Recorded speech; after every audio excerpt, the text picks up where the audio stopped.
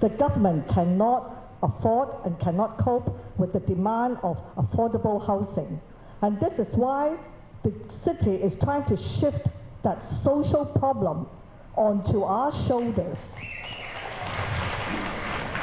Well, the city is touting it as one solution to Toronto's affordable housing crisis. But residents in Scarborough aren't buying the idea. At a meeting tonight, they made their voices heard about a potential pilot project to legalize rooming houses in some parts of Toronto.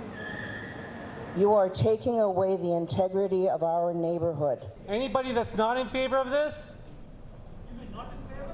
Quite a few hands. There was no shortage of opposition as hundreds of residents came out to a public meeting on a pilot project for rooming houses. It's turning our residential into commercial, which is not acceptable. This North Scarborough neighborhood is one of 5 proposed areas that could see multi-dwelling homes legalized for 3 years to see if it's something the entire city could adopt. Right now, the dwellings aren't allowed in most parts of Toronto, with some exceptions, but that hasn't stopped them from cropping up. We're just hoping to identify and deal with the situation that we see emerging. If we do nothing, the existing situation that they have with illegal rooming houses will just continue. The city says they know illegal rooming houses are a problem in the areas where they're hoping to test run the project. And they say the rentals aren't just causing issues for residents who are concerned with the impact on the neighborhood.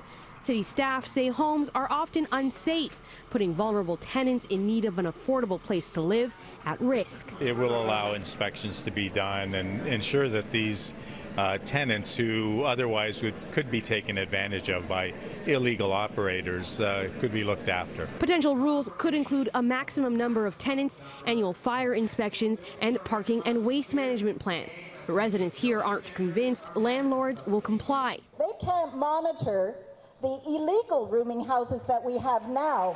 How are they going to monitor the ones that are legalized? It's difficult for the bylaw enforcement officers to gain entry, because the first thing they do is when they knock on the door is that announce that they're from the city and you have a right to refuse this entry. The city says regulations would give them greater power to enforce because they'd know exactly which homes to inspect rather than having to rely on neighborhood complaints.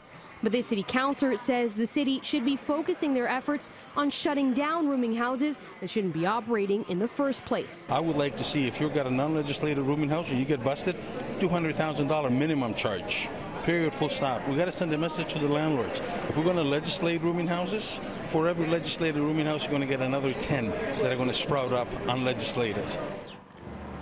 The city staff will bring a report on the 6 public consultations that they've done to the city's executive committee, who can then decide to refuse or approve the pilot project, also with changes, before sending it to City Council for a vote.